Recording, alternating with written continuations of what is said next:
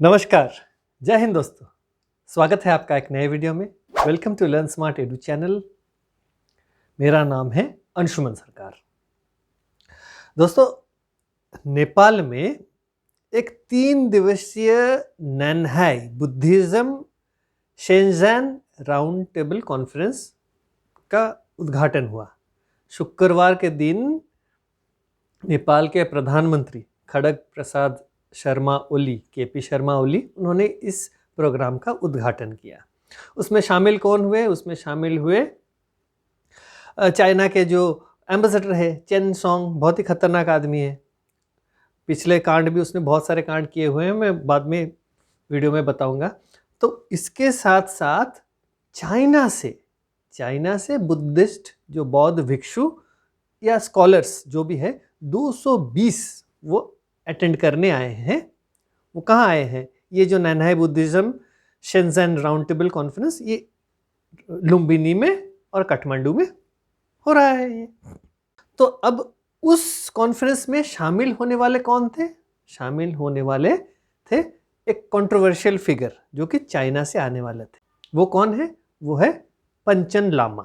ये पंचन लामा जो है बहुत ही कंट्रोवर्शियल फिगर है। आगे बढ़ने से पहले अगर आप लोगों ने चैनल को सब्सक्राइब कर नहीं किया है तो प्लीज़ चैनल को ज़रूर सब्सक्राइब करें और वीडियो को अंत तक देखें, क्योंकि ना ये कहानी बहुत दिलचस्प होने वाली है। तो वीडियो को अंत तक देखें और वीडियो अगर आपको अच्छा लगा तो वीडियो को ज़रूर लाइक करें।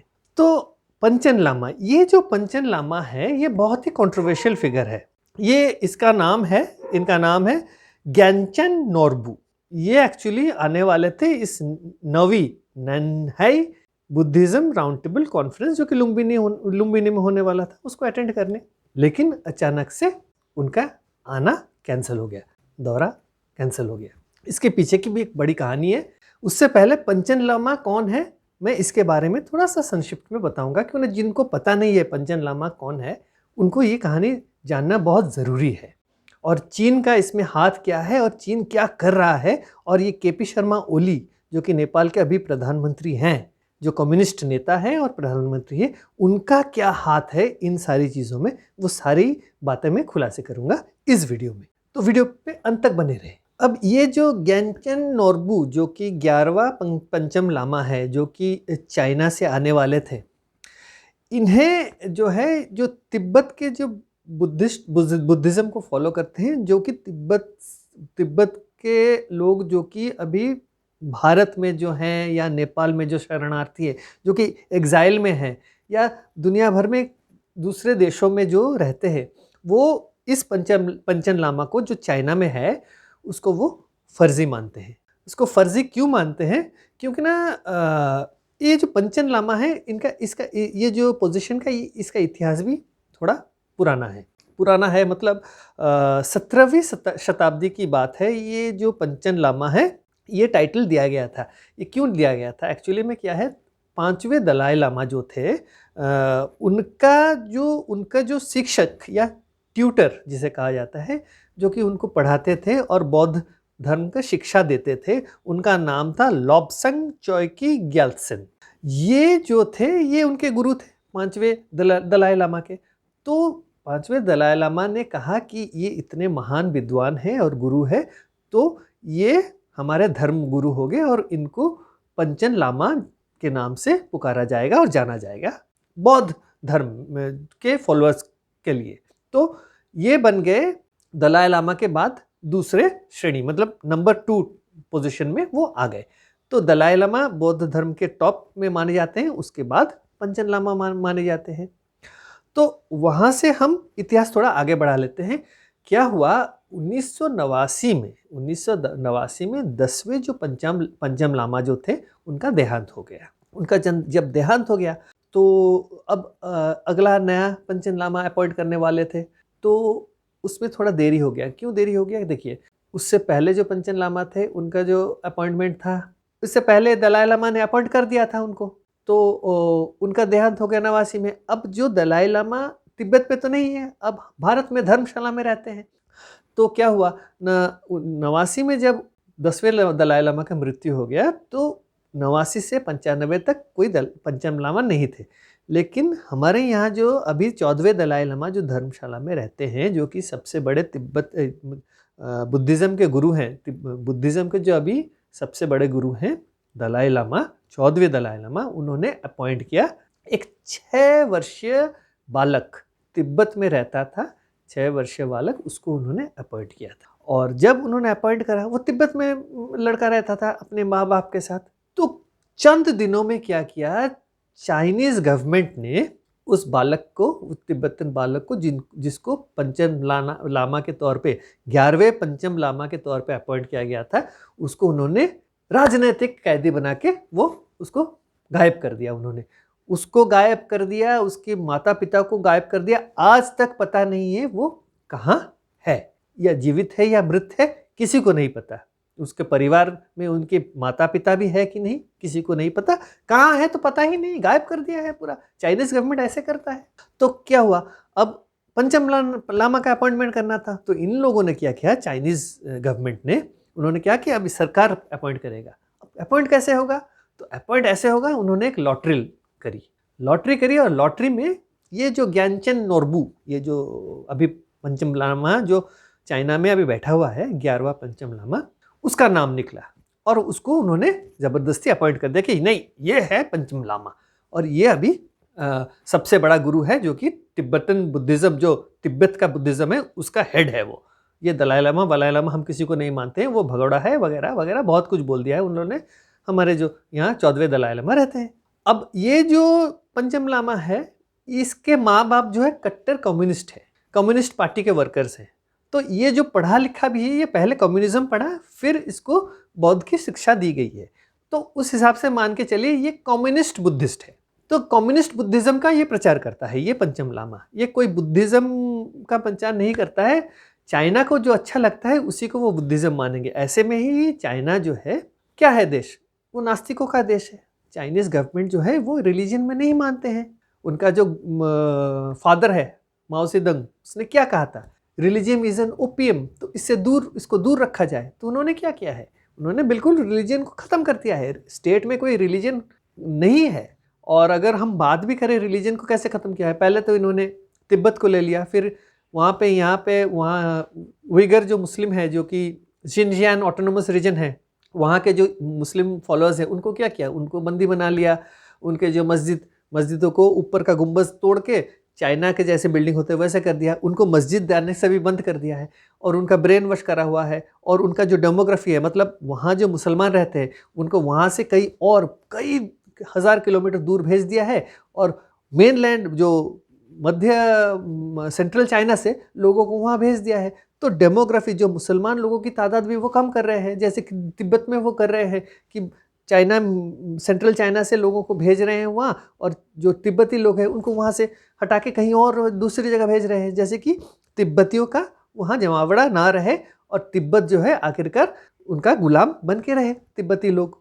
तो ये वो कर रहे हैं। तो इस तरह से पंचम लामा का उन्होंने अपॉइंटमेंट किया है और वो चाहते थे कि पंचम लामा जाए नेपाल। लेकिन इस बीच कुछ ऐसी घटनाएं घटी कि वो पंचम लामा आ नहीं पाए। एक्चुअली में क्या है, ये जो केपी शर्मा ओली जब गए थे ना, ये BRI का एग्रीमेंट वगैरह करने चाइना गए थे अभी 2 हफ्ते पहले, तो उन्होंने बात किया था चाइना के साथ कि चाइना ने कहा था कि देखो भाई, हमारा जो पंचम लामा है वो जाएगा नेपाल और हम बुद्धिज़्म का जो है प्रचार करेंगे, और आपके देश में जो बौद्ध धर्म के फॉलोअर्स हैं, जो बौद्ध धर्म मानने वाले हैं, उनको भी बताना है कि ये उनका लीडर है, ना कि दलाई लामा। मतलब केपी शर्मा ओली के थ्रू वो नेपाल के तिब्बतियों को दबाने की कोशिश कर रहे थे। और केपी शर्मा ओली भी चाइना के साथ मिले हुए हैं और ये सब करने वाले हैं। वैसे भी कम्युनिस्ट कहाँ, मैंने पिछले वीडियो में, कई पुराने वीडियोस में मैंने कहा भी है कि केपी शर्मा ओली और नेपाल के जो कम्युनिस्ट पार्टी हैं, वो नहीं चाहते हैं कि कोई धर्म वहाँ पनवे। जैसे कि हिंदुइज्म को वो भी ख़त्म करना चाहता है नेपाल में, बौद्ध धर्म को भी ख़त्म करना चाहते हैं। तो इसी तरह से ये धीरे धीरे करेंगे, ये ऐसे नहीं। कम्युनिस्ट जो है वो बहुत साल लगाते हैं, धीरे धीरे सारी चीज़ों को वो ख़त्म करते हैं। अब नेपाल क्या है, नेपाल जो है गौतम बुद्ध का जन्म स्थान है, लुम्बिनी जन्म स्थान है। और उन्होंने एनलाइटनमेंट प्राप्त की थी भारत में, तो वहाँ से बौद्ध धर्म का प्रचार हुआ और प्रसार हुआ और दुनिया भर में ये फैला। तो ये चाइना में जाके भी फैला था। देखिए, कम्युनिस्ट आने से पहले चाइना में बौद्ध धर्म बहुत ज़्यादा फॉलो की जाती थी। तिब्बत को छोड़िए, मेनलैंड चाइना में भी, तिब्बत तो चाइना का भाग है ही नहीं।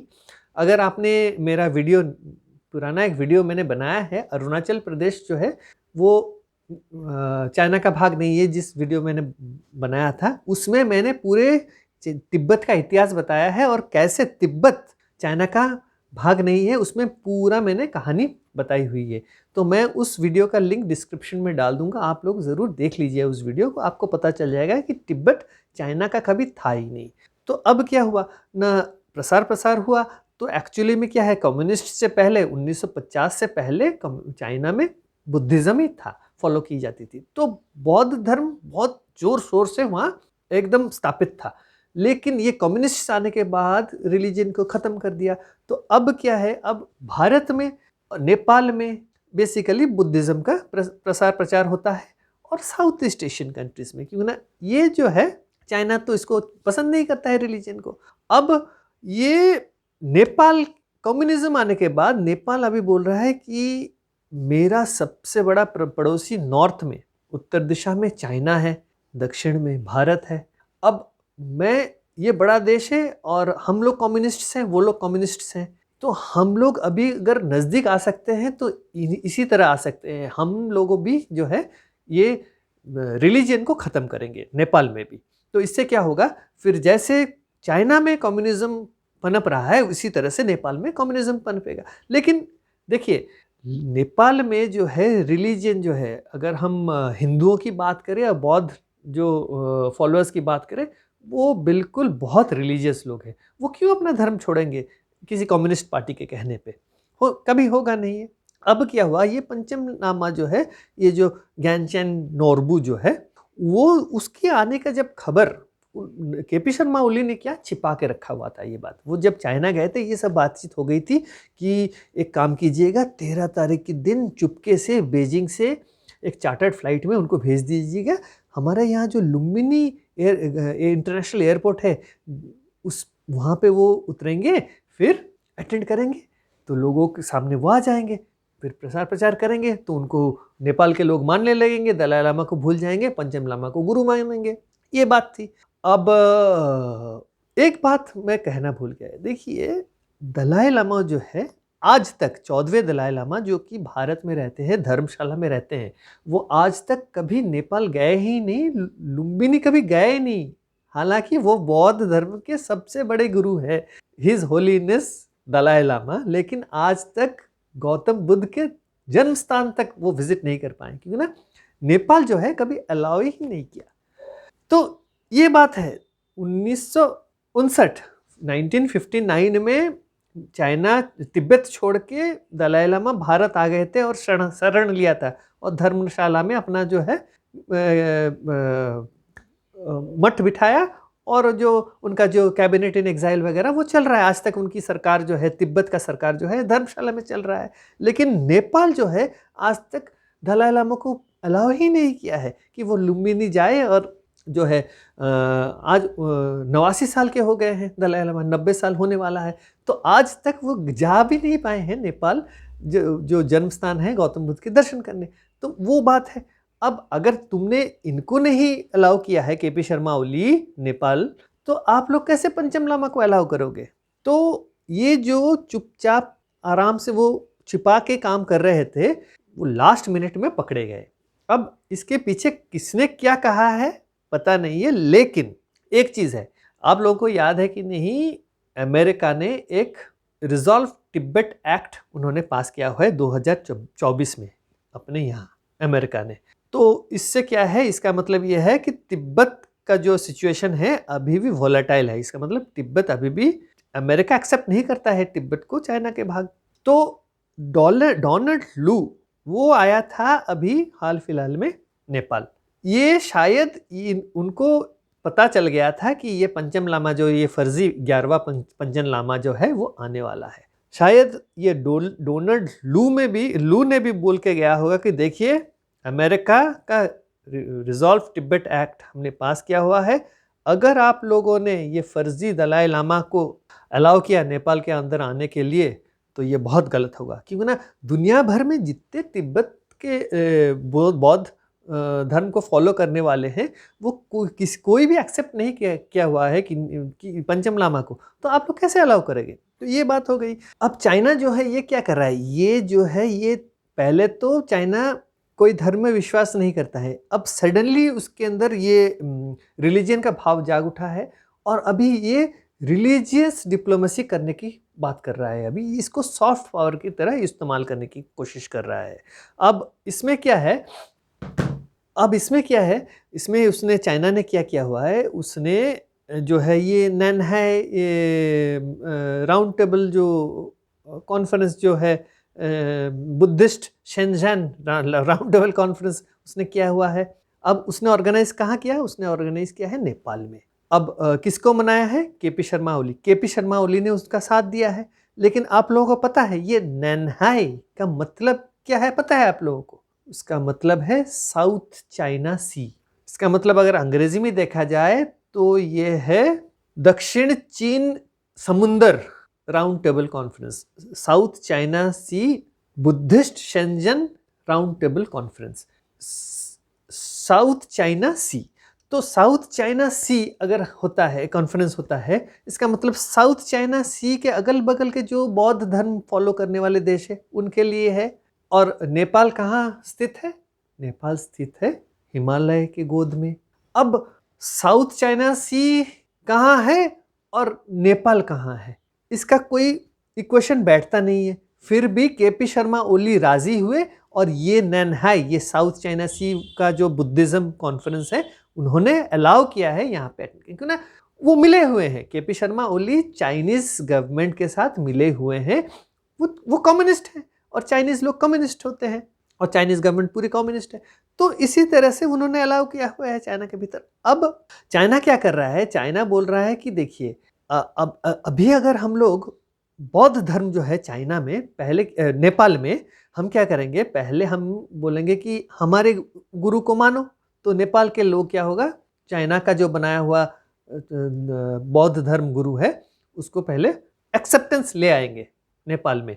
तो जब एक्सेप्ट कर लेंगे फिर क्या होगा ना, चाइना में जैसे पहले जो बौद्ध भिक्षु भी बनेंगे, पहले वो कम्युनिज्म की पाठ पढ़ेंगे, फिर वो बौद्ध धर्म के पाठ पढ़ते हैं। तो क्या होगा, पहले कम्युनिज्म के बारे में जानकारी प्राप्त करने के बाद वो बौद्ध धर्म पढ़ते हैं। तो इसी तरह से नेपाल में भी वो उसी करिकुलम को बिठाना चाहते हैं। जो बौद्ध धर्म के जो शिक्षा अनुष्ठान है, यूनिवर्सिटी हो, कहीं पे भी कुछ भी हो, वो ये सारी चीज़ें करना चाहते हैं। उसके अलावा साउथ चाइना सी हो और जो दूसरे छोटे मोटे जो बौद्ध धर्म के फॉलोइंग कंट्रीज़ हैं, जो कि बौद्ध धर्म को फॉलो करते हैं, उन देशों में वो चाहते हैं कि चाइना का, मैं तिब्बत की बात नहीं कर रहा, चाइना का बिठाया हुआ जो धर्म गुरु है उसको वो माने।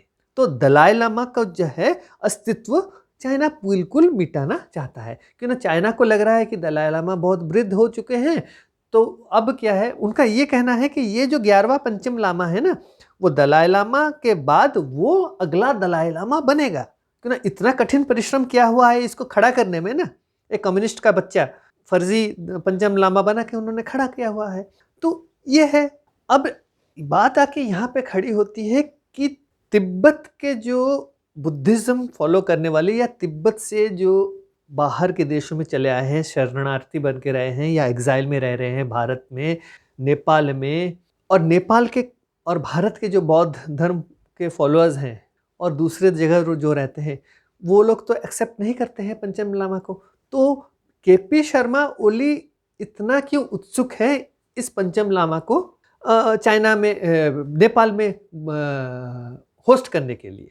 ये पहली बात है। क्यों ना, केपी शर्मा ओली का अपना क्या स्वार्थ है ये जानना ज़रूरी है। और दलाई लामा जो है उन्होंने कह दिया है कि देखिए, मैं अभी अपना जो है सक्सेसर, जो मेरे बाद कौन दलाई लामा बनेगा उसका मैं अभी घोषणा नहीं करूँगा, क्योंकि ना मुझे लग रहा है कि मैं 113 साल तक जीवित रहूँगा। तो इसीलिए मुझे इतनी जल्दी नहीं है। अब लेकिन चाइना का जो है, उनका मानना है कि वो कितने जल्द एक नया दलाई लामा का घोषणा करे और वो जो है तिब्बत का जो बुद्धिज्म है वो अब चाइनीज कम्युनिस्ट बुद्धिज्म बना दे। तो ये है उनका पूरा गेम प्लान और उसका साथ दे रहे हैं केपी शर्मा ओली। अब डिपेंड करता है कि नेपाल के लोग इस किस तरह से लेंगे, कि उन्हें देखिए बौद्ध धर्म जो है बहुत पुराना धर्म है और इतनी जल्दी तो उसको मिटाना संभव नहीं है। और नेपाल के लोग जो कि असली में बौद्ध धर्म के फॉलोअर्स हैं, उनको भी ये बात सोचनी चाहिए कि ना चाइना में जैसे बौद्ध भिक्षुओं का कत्लेआम हुआ, जब चाइना ने इसके तिब्बत के ऊपर आक्रमण किया, उसके बाद उसने हजारों संख्या में तिब्बत के भिक्षुओं का कत्लेआम किया था, जान से मारा था, गोलियों से छल्ली की थी उसने। तो कम्युनिज्म को पनपने देना नेपाल में मतलब दुश्मनी आमंत्रण करना। तो क्या है पूरा ये जो रहस्य केपी शर्मा ओली को सामने आके उजागर करनी चाहिए।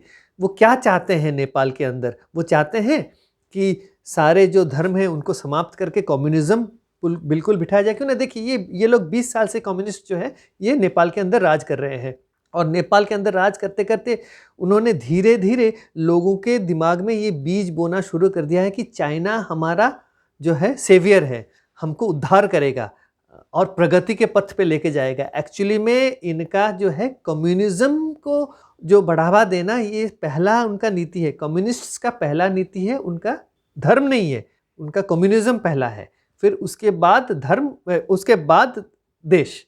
तो धर्म आता ही नहीं है, धर्म बिल्कुल होता ही नहीं है।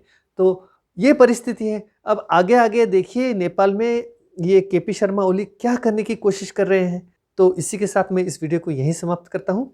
अगर आपको वीडियो अच्छा लगा है तो वीडियो को ज़रूर लाइक करें और अगर आपने चैनल को सब्सक्राइब नहीं किया है तो चैनल को ज़रूर सब्सक्राइब करें। तो अगले वीडियो तक नमस्कार।